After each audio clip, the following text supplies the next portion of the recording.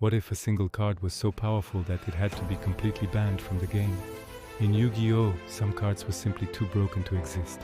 Today we're recounting down 10 forbidden Yu-Gi-Oh! Cards that were so powerful they had to be removed from competitive play.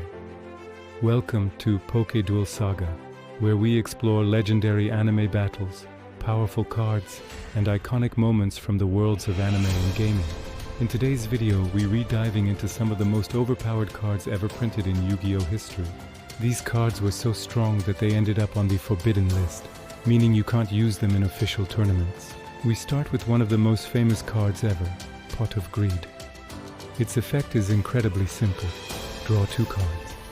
That might not sound broken at first, but drawing extra cards gives a huge advantage in Yu-Gi-Oh! Since there's no cost or downside, this card quickly became a staple in almost every deck until it was banned. At number 9 we have Graceful Charity. This card lets you draw 3 cards and discard 2.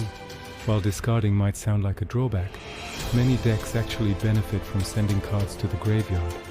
This made Graceful Charity incredibly powerful for setting up combos. Next is Change of Heart. This spell card lets you take control of your opponent's monster for a turn. Players could steal a powerful monster, attack with it, and even use it as tribute material.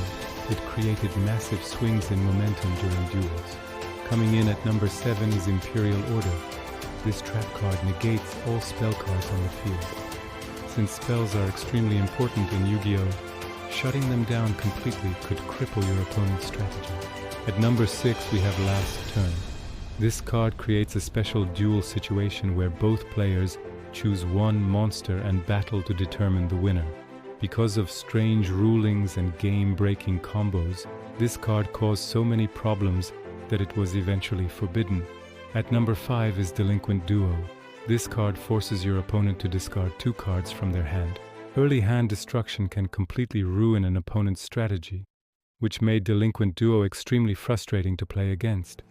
At number 4 we have the infamous spirit monster Yatagarasu.